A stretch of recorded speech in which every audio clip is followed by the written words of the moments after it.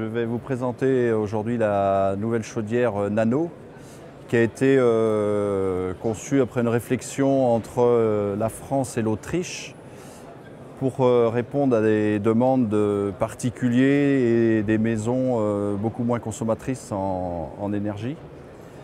Donc cette chaudière qui est très compacte peut s'intégrer facilement dans une cuisine, arrière-cuisine, cellier. Et donc on a des dimensions de 60 cm en profondeur, 80 cm en face avant, et elle fait 1,38 m de haut. Et comme vous pouvez le voir sur cette représentation, on peut la coller le long d'un mur et le long de deux appareils ménagers, ce qui fait qu'elle est facilement intégrable dans un local de la maison. Elle a été conçue pour répondre aux normes des maisons BBC, de la RT 2012. Donc bien sûr, elle est 303.5 classe 5 et il y a des très faibles émissions en poussière. C'est une chaudière qui est monobloc. Donc quand on la livre, il faut juste un diable ou un transpalette pour l'amener. Et ensuite, on a des raccordements qui sont assez rapides. On verra ça plus en détail sur la partie en coupe. Parce qu'on peut avoir, c'est une option, on peut avoir le kit hydraulique intégré et tous les départs après se font derrière par-dessus. Là, cette partie-là peut se démonter et l'installateur vient faire ses raccordements. Il a juste les tuyaux à visser sur les départs. Donc avec le kit hydraulique, on peut gérer un circuit de chauffage. S'il y en a deux, il faudra rajouter une option et un ballon d'eau chaude sanitaire. Après, le conduit de fumée, c'est pareil, il part vers le haut en arrière, donc on peut rester collé au mur. Bon, il faudra prévoir quand même pour l'entretien d'avoir un accès sur le côté. Et on part en diamètre 100, c'est-à-dire des petits diamètres, ce qui fait que avec toutes ces réductions de diamètre et tout, on gagne aussi en fourniture, en prix au niveau du matériel. Donc pour l'entretien, c'est comme toutes les chaudières biomasse, il faut faire un entretien régulier au moins une fois par an. L'entretien se fait par l'avant. On a une partie ici qui s'ouvre aussi pour nettoyer la turbine d'aspiration, les moteurs. Donc l'entretien se fait par l'avant et par le dessus. Donc cette plaque s'enlève et on accède directement ensuite sur la partie échangeur.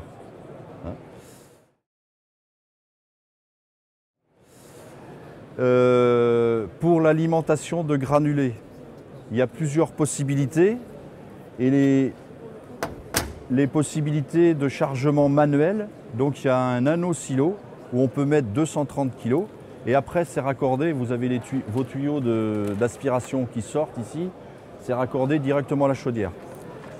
Donc ce nano-silo, il peut se mettre directement à côté de la chaudière, mais il peut, comme tous les autres silos en aspiration, se mettre jusqu'à 20 mètres de la chaudière. Bien sûr, si vous voulez faire un chargement en automatique avec de l'aspiration, on peut adapter tous les autres types de silos que Argasner fournit. Donc là, jusqu'à 20 mètres en aspiration. Jusqu'à 20 mètres en aspiration, comme toutes les chaudières granulées qu'on a en aspiration. Donc ensuite, on peut l'adapter sur le silo qui est derrière vous, qui est un silo à fabriquer par le client, qui s'adapte facilement à n'importe quelle pièce, puisque on le fait à la dimension voulue. Il y a 30 kg. Un autre silo qui est le mini silo, qui est aussi un chargement manuel un peu plus grand, qui va tenir 650 kg. Et après, on peut aussi se raccorder. Et après, on peut aussi se raccorder à un nanobag. Bon, c'est un silo on a fait une adaptation d'un silo, c'est un fabricant français, hein, ça c'est pas du Argasner Autriche, qu'on peut charger en aspiration, qu'on peut charger en soufflage et après qu'on branche sur la chaudière. Donc ce silo tient 1 tonne. Donc une chaudière comme celle-ci, ça va faire pas tout à fait l'année, mais pas loin. Hein. La régulation, comme sur toutes les chaudières actuellement Argasner, sont des écrans tactiles touche-troniques. Et sur celle-ci, en plus, il y a 3 commandes pour, mettons, si on a des personnes âgées ou des choses comme ça qui ne veulent pas rentrer en détail dans la régule. Il y a 3 boutons principaux. Arrêt de la chaudière. Donc on appuie là, la chaudière est arrêtée. Ici, on veut faire le chaud, on la met en été. Ici, c'est la partie hiver où on va faire eau chaude plus ballon d'eau chaude. Donc des commandes simplifiées pour que ça soit adapté à tout type de client. Après, bien sûr, si on appuie ici, on rentre dans la régulation un peu plus en détail où on va pouvoir faire les réglages et puis voir en détail la température de la chaudière, la température des fumées, la température des ballons. Elle est aussi à basse température. Et là, on peut avoir en puissance la 6, la 9 et la 12. Et quand on dit 6 kW, comme on module à 30%, on peut descendre jusqu'à 2 kW en production de chauffage. Avec toutes les chaudières avec la régulation touche-tronique, on peut aussi mettre maintenant l'application sur un smartphone.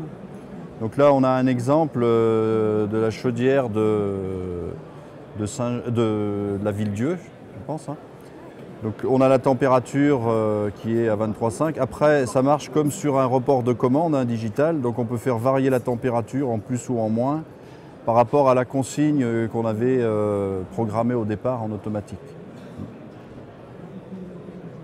Après, on a l'état de la chaudière. Ça, c'est sur une chaudière bûche, HV20. Là, c'est bureau, HV aussi, showroom. En fait, sur cette chaudière, il y a 3 zones de chauffage. Donc là, on est sur la zone 1, qui est le showroom, on a 21,6. Ensuite, on est dans les bureaux où on a une deuxième zone de chauffage, on est à 22,5. Et là, on est dans l'atelier où on a 23. On a fait au maximum d'étanchéité. Hein. C'est une chaudière qui marche par dépression avec un extracteur de fumée. Et donc le cendrier qui est à vider une fois par tonne ou 1,5 tonnes de combustible, donc une fois, 2 fois l'année, hein, suivant la puissance.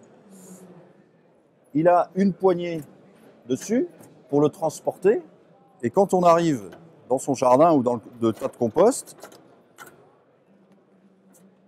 on le déclenche et ça s'ouvre comme ça. Donc, ce qui fait que s'il est un peu chaud, on n'a pas du tout de chaleur qui arrive. Comme sur les autres chaudières où on a beaucoup travaillé l'étanchéité, quand on remet le cendrier, il y a un capteur. Donc là, il y a un capteur. Si le cendrier n'est pas bien remis, il va y avoir un message de défaut. Les gros progrès aussi qui ont été faits, c'est au niveau de l'allumeur. Les allumeurs sont devenus des bougies et c'est l'air qu'on aspire comme elle est en dépression, qui va allumer le combustible. Donc c'est un allumeur qui fait 300 watts et comme sur les autres chaudières, qui est toujours conditionné par la température du foyer et des fumées. C'est-à-dire que si on ramène du granulé, la chaudière est en phase veille, on ramène du granulé et on capte qu'on a assez de chaleur dans les fumées, on ne lance pas l'allumeur. Le but étant de consommer le moins possible d'électricité au niveau de la chaudière. Après, comme c'est une petite chaudière, bien sûr, on a réduit la puissance des moteurs.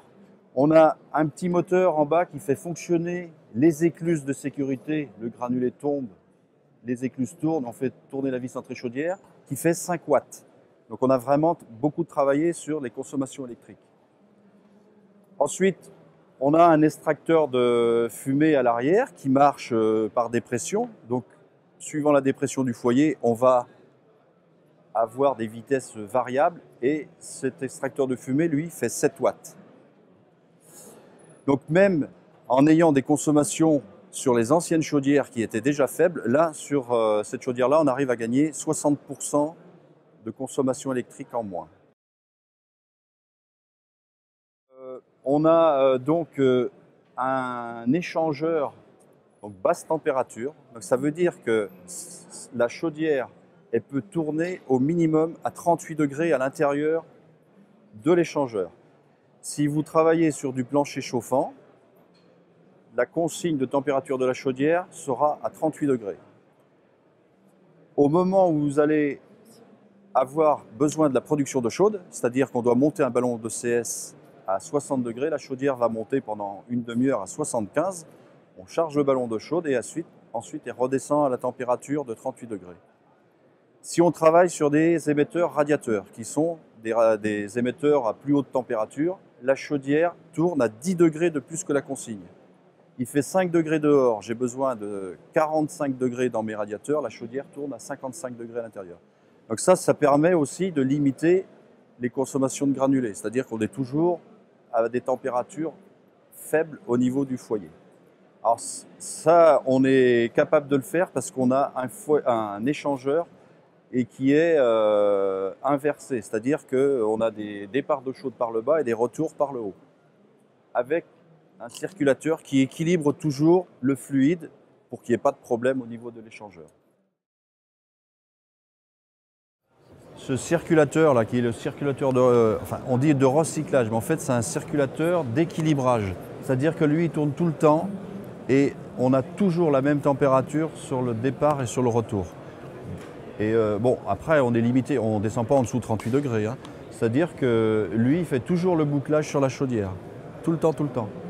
Alors ce circulateur-là permet aussi, quand on a un ballon d'eau chaude, il y a une vanne d'équilibrage derrière, une vanne de zone qui va s'ouvrir pour charger le ballon d'eau chaude.